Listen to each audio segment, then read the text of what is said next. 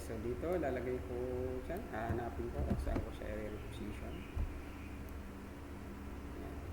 Pag nag-edit tayo ng manipulation natin, guys,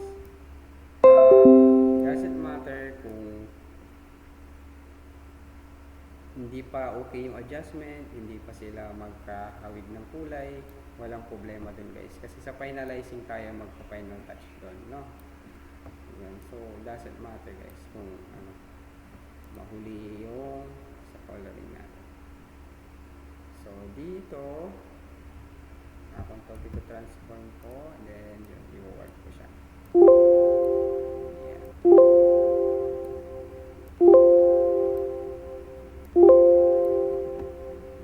Hindi na umaandar yung laptops.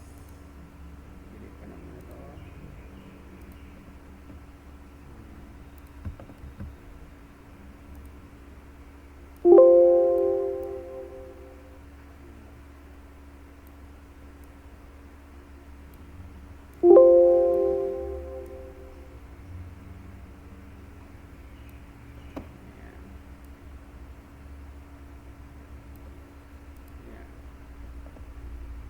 So, anong diskarte mo dyan, sir? So, pwede ka pa uli kumuha ng other portion ng grass dito.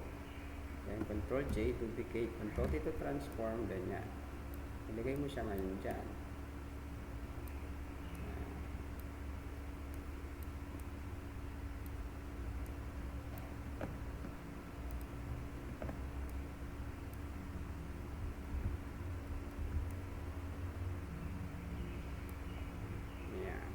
Pagdating sa editing na dyan na tayo magtatrabaho sa editing, mamasking na tayo. So, brush. Yan, dito tayo ngayon mag-brush. Kasi mag-hide tayo, guys. So, opacity natin ay babaan lang natin.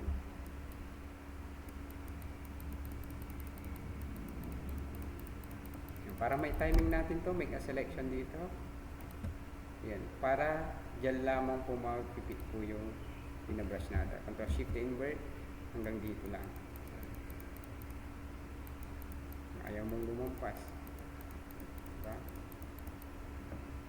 O, depende na rin kung gusto mong nakalampas yan, pwede rin po. Wala nang pong problema po dyan. Ang inaano lang natin dito is yung halatado po yung editing natin. So make sure na kailangan maging smooth po yung edge natin. Yung katotohanan din. Yan. Itong part na to, check natin. Try natin mag-hide dito. Diba? Kanina ay halatado na gumawa tayo ng edit. Ngayon pag nagko-conceal tayo, medyo hindi na po halata yung edit natin. Ganun din sa kabila. Yan. Ito kasi, guys, yan. Sa editing po ng manipulation, inuunti-unti natin siya, hindi po siya minsanan agad, maganda, hindi. Editing nga eh. Yan. Ganun din sa kabila. Pwede mo rin i-merge sila each other kung sabay mo na lang. Smart object, yan. And then, pwede mo silang i-brush. Sabay na lang sila. Ayan, no? Diba? Unti-unti lang nabubuo. Ditong portion, yes, pwede mo rin pang i-edit yan. Kasi pwede mo pang lagyan dito mamaya eh. Ayan, diba? Parang less type. Parang pagi type naman siya.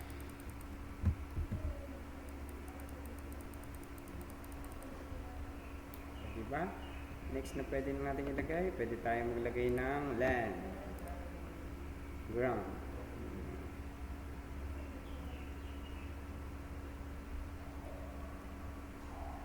So, ayun guys, pwede. Pili ulit tayo. Ito.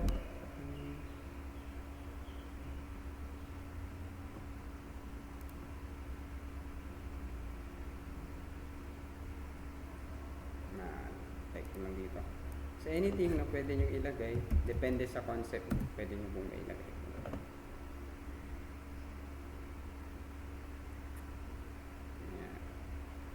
Yan.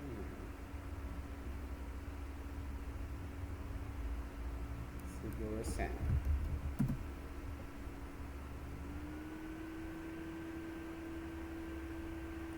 Yeah, siguro lagay ko downloads. Then, kunin ko yung dinownload ko niya, drag ko na po siya dito. Ayan. Place. Yun o, kita nyo. So, pwede ko po siyang scale ngayon, right click, and then perspective. Yan, perspective naman. Kasi dapat nakaganyan. Oops, nakaganyan. Diba? Yung perspective ng LAN natin. Ngayon, para may timing siya ngayon ng maayos, pwede nyo po siyang babaan ng opacity. Yun o. Kung saan siya pwedeng maglagay. So, to transform, you can rotate your image like this. Ayan. Then, you can reset the opacity, turn it back to 100%, then make a mask here. In order for us to fit the image to the LAN, pwede tayong gumawa ng selection here sa Eclipse. Then, invert the selection. So, Shift-I. And brush. To eliminate the excess portion ng image na in-embed natin. So, Alt-Delete. Shortcut key. Conceal. Right there. Ayan. Next is, kailangan na natin siyang mag-mask. Kasi may mga portion dito na hindi naman kailangan. May ano. So, kailangan na natin mag-mask. Hold Control. And then, we can brush this part. Ayan o. So, may LAN ka na portion. Diba?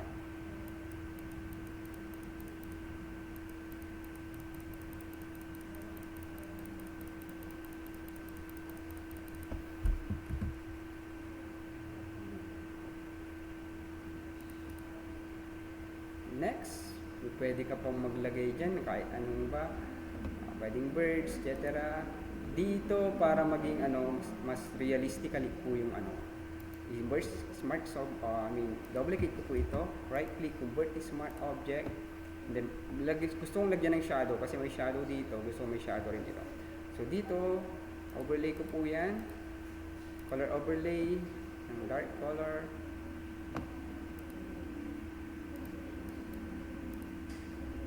Okay, and then right click, convert to smart object, right click, rasterize. Ang to transform, right click, flip, vertical. Ito na siya ngayon. Kasi ito yung magsisilbing shadow ko ngayon.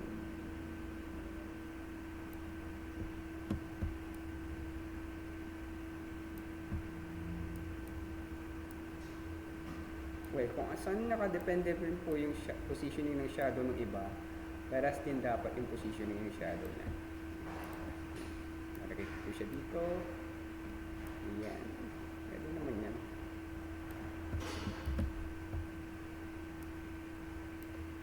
Yung edit natin guys, hindi mo pa siya ma-appreciate hanggang hindi pa siya natatapos.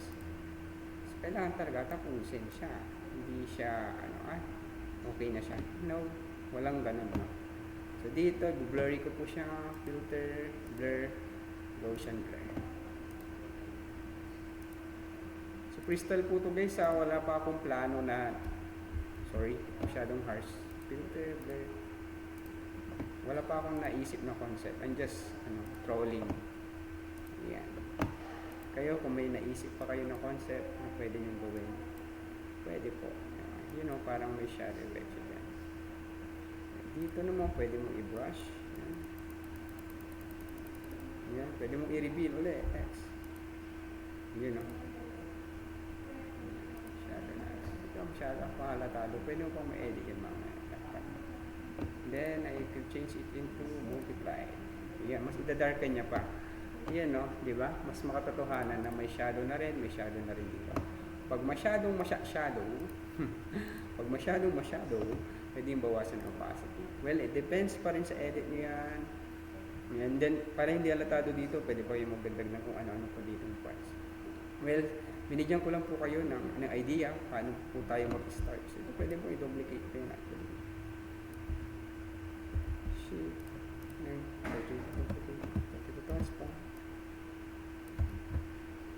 So here, so edit here.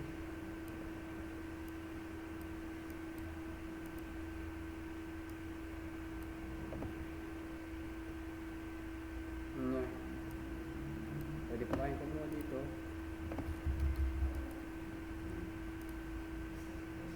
Ayan. Pwede dito plus. Oops.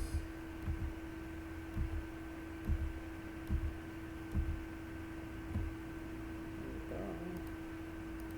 Lagay natin sa pintan natin.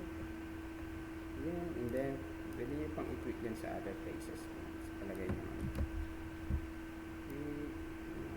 Right click. Dito saan ka.